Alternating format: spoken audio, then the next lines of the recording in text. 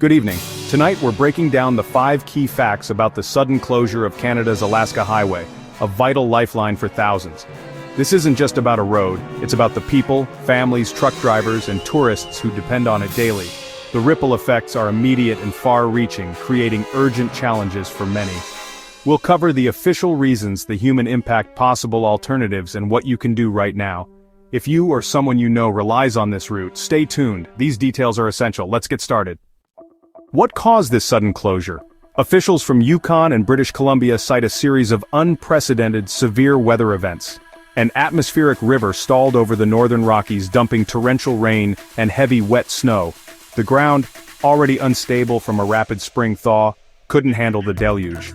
Multiple mudslides have buried the highway, and the roadbed's integrity is compromised in several areas. Culverts have been overwhelmed or destroyed, raising the risk of sudden road collapse.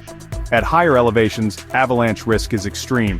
Crews can't safely conduct mitigation while the storm lingers. This is not a planned closure, it's an emergency response to a perfect storm of hazards. Both provinces acted together, emphasizing safety above all else. Images from the scene show rivers of mud, debris, and boulders blocking the route.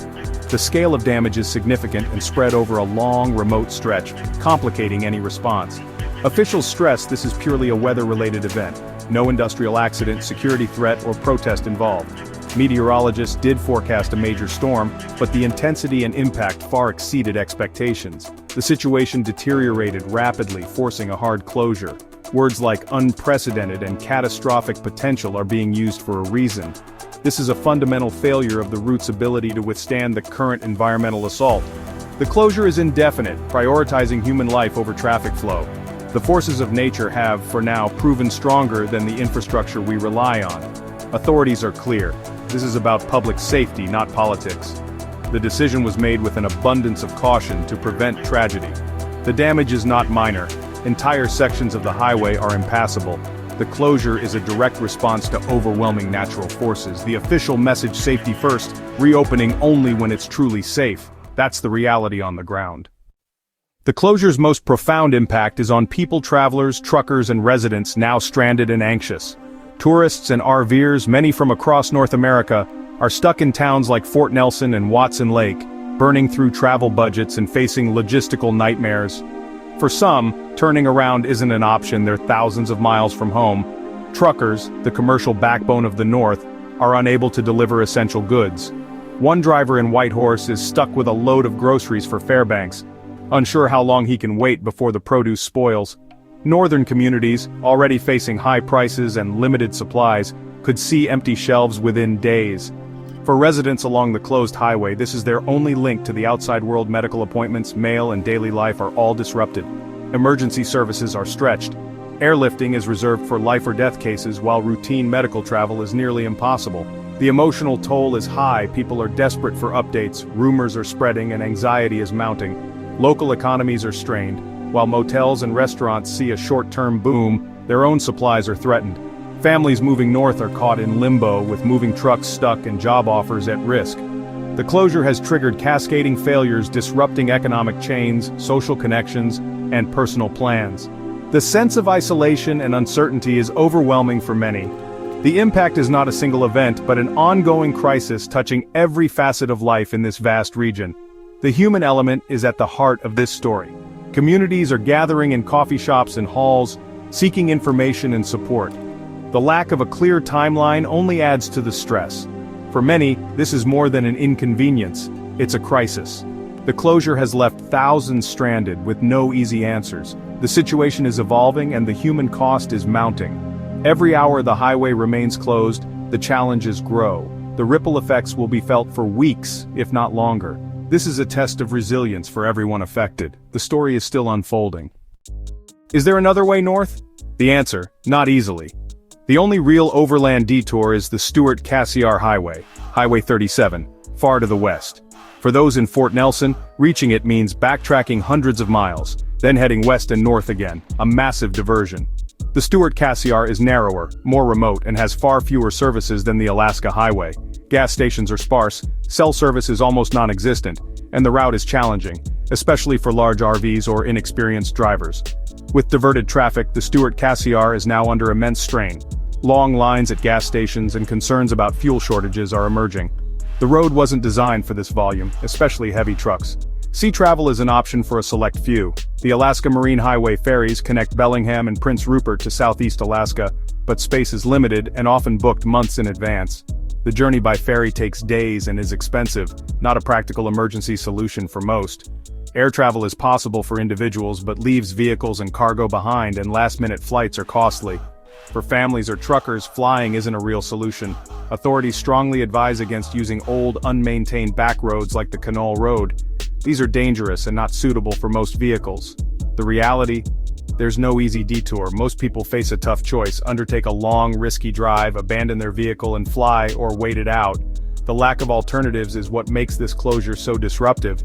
Unlike city closures, there's no quick workaround. The next exit is 1,000 miles away. The tyranny of distance is real in the north. For now, patience and careful planning are essential. Officials urge everyone to consider their options carefully and prioritize safety.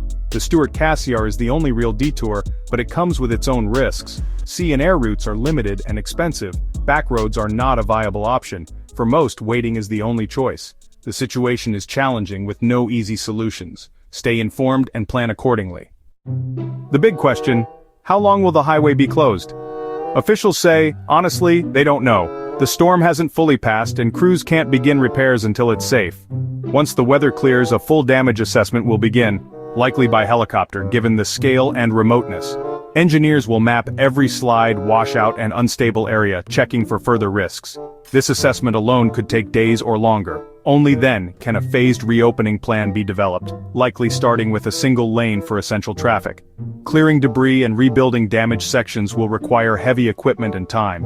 If major repairs are needed, like replacing bridges or rebuilding roadbeds, the closure could last weeks or even months. Resources are stretched thin, as this is peak construction season in the north. Authorities refuse to speculate on a timeline. To avoid eroding public trust, the closure is officially indefinite. For those waiting, the uncertainty is agonizing. Every decision is a gamble. A few days' closure is an inconvenience. Weeks or months is a crisis. The lack of a firm timeline prevents people from making concrete plans. Officials promise updates as soon as they have them. For now, patience and flexibility are essential. The situation is fluid, and timelines could shift quickly. The best advice? Stay informed and be ready to adapt. The wait could be short, or much longer. Everyone is hoping for the best, but preparing for a long haul. What should you do now? Stay informed using official sources and make safety your top priority. For updates, rely on drivebc.k for British Columbia and 511yukon.k for the Yukon. These are the most reliable, real-time sources. Avoid rumors and unverified social media posts. Stick to official channels and trusted news outlets. If you're stranded, assess your finances, timeline, and comfort with the available options. If considering the Stuart Cassiar detour, plan carefully. Fill up at every opportunity, carry extra supplies, and download offline maps. Let someone know your travel plans and expected arrival time. Commercial drivers should stay in close contact with dispatch for rerouting and updates. Residents should check on neighbors, conserve fuel, and be mindful of grocery consumption. Contact healthcare providers early if you have upcoming appointments.